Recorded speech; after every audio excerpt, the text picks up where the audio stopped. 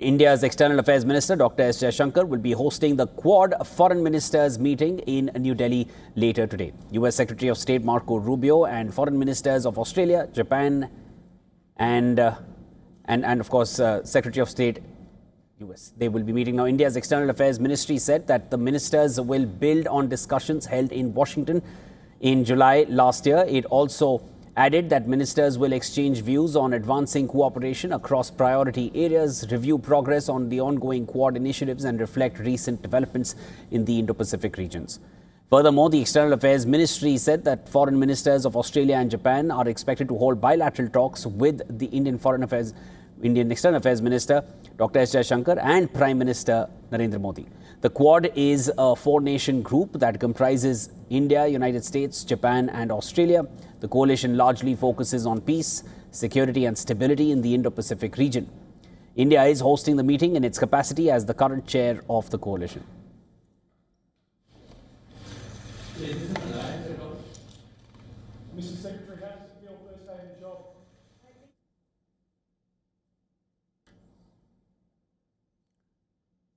All right, to give us more details, I'm now being joined by our Assistant Editor of Foreign Affairs, Siddhant Sibal, joining us from New Delhi. Siddhant, give us the pertinent points that we should be perhaps looking out for, what it's going to be meaning. And there was also a meeting between External Affairs Minister of India and counterpart from Japan. Last evening, there were developments coming in from there, coming in from the Japanese side. Give us the updates. Well, yes, I'm just standing in front of the Hyderabad house where the Quad foreign ministers are going to meet in a very short time. In fact, everyone is right now waiting to get inside the building. The big focus, of course, at the Quad foreign ministers meeting will be a range of issues, whether it is maritime cooperation, AI, semiconductors, also humanitarian issues as well. And remember, this is a grouping that was essentially not formed a few years ago. It emerged after the 2004 tsunami. Of course, it lost steam in 2007. Then again, in Donald Trump's first term in 2017, it again came together and saw momentum, including, of course, the virtual summit under Biden administration during the COVID time.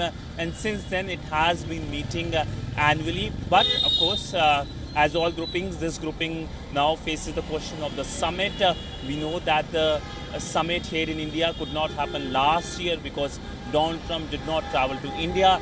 This year as well, there is no word on when the summit will happen. The foreign ministers are meeting today and everyone will be closely watching on the developments regarding the summit. Also, the joint statement as well, because remember, the three countries, US, Australia and Japan are on same page when it comes to Iran, but India sees Iran as an important neighbor, and how hard or how soft the language will be on Iran will be watched closely by everyone. In fact, if I can give you an example from the past, after the 2022 Ukraine-Russia war, the conflict that started, we know that our Quad, when it met, the statement on Russia was not very strong as the three countries would like to see, primarily because of India's strong relationship with Moscow.